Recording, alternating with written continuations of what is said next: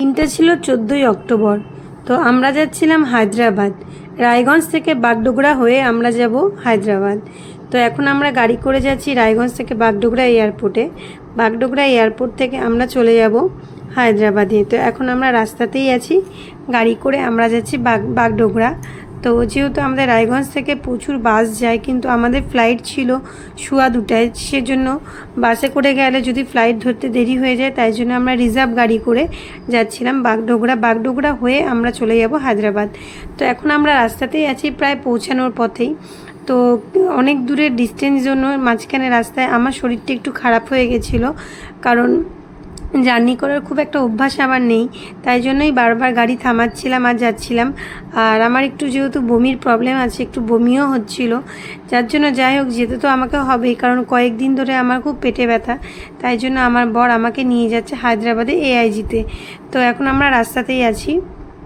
তো এখনও রাস্তা শেষ হয়নি, এদিকে মেয়েও শরীরটা খারাপ করছে, কারণ মেয়ে অনেক ভোরবেলা উঠেছে।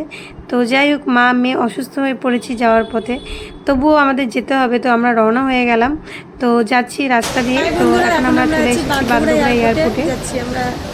তো বাগডোগরা এয়ারপোর্টে এসে আমাদের চেকিং হয়ে গেছে।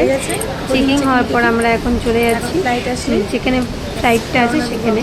তো চেকিং হওয়ার পর যেহেতু হাতে আমাদের 1 ঘন্টা ছিল, তো চেকিংয়ের পরেও আমাদের 1 ঘন্টা হাতে ছিল। ফ্লাইটের টাইম ছিল সোয়া 2টা। তো আমরা 1টার মধ্যে পৌঁছে গেছি। তো তার জন্য আমরা একটু বসে থাকলাম এয়ারপোর্টে বসে থাকার পরে আমরা একটু চা খেলাম, একটু বসে থাকলাম।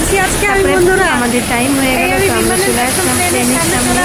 তো জীবনের প্রথম এই প্লেন আমার চোখে, নিজের চোখে দেখা সামনে থেকে, এবং প্লেনে চড়া, দুটাই আমার জীবনের ফার্স্ট, আমার মেয়ে, আমার হাজব্যান্ডের, 3জনেরই। তো যাই হোক, তারপরে আমরা ফ্লাইটে উঠে গেলাম। এবার আমাদের ফ্লাইট চালু হলো, মানে চলতে শুরু করলো। তো জীবনের প্রথম এক্সপিরিয়েন্স, খুবই ভালো লাগছিল। তো প্রথম খুব ভয় লাগছিল, কী হবে কোনোদিনও যেহেতু আমরা প্লেনে চড়িনি, তো কিভাবে চড়বো, কি হবে না হবে, একটা ভয় মনের মধ্যে কাজ করছিল। কিন্তু চড়ার পরে দেখলাম যে না, কিছুই না, ভালোই লাগছে। তো চলে গেলাম আমরা এভাবেই হায়দ্রাবাদে আমাদের ডাক্তার দেখানো ছিল 15ই অক্টোবর। তো 14ই অক্টোবর আমরা রওনা হয়ে গেলাম। আমাদেরকে 2 ঘন্টার মধ্যে ফ্লাইট নামায় দিল হায়দ্রাবাদে। তো চলো, এখন আমাদের ফ্লাইট উপরের দিকে উঠবে, নিচে ল্যান্ডে ছিল, এখন উপরের দিকে উড়ার সময় হয়ে গেছে। তো যতটুকু পেরেছি ভিডিও করার চেষ্টা করেছি, আর তোমাদের সাথেও শেয়ার করছি। তো এই যে আমাদের প্লেন এখন চলতে শুরু করছে। তো এই যাত্রাটা খুবই আনন্দদায়ক ছিল, জীবনে ফার্স্ট এক্সপিরিয়েন্স হায়দ্রাবাদে যাওয়া এবং প্লেনে চড়া, প্লেন কি করে চড়ে, প্লেনে কি হয়, সব কিছুই একটা জীবনের প্রথম। তো খুবই ভালো লেগেছিলো আমাদের এই প্লেনের জার্নি।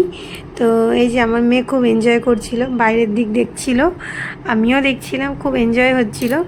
তো বাগডোগরা এয়ারপোর্ট থেকে প্লেন তো ছেড়ে দিয়েছে, আমরা হায়দ্রাবাদে পৌঁছেও গেছি। এবার আমরা হায়দ্রাবাদ থেকে এখন চলে যাচ্ছি আমরা হোটেলের উদ্দেশ্যে।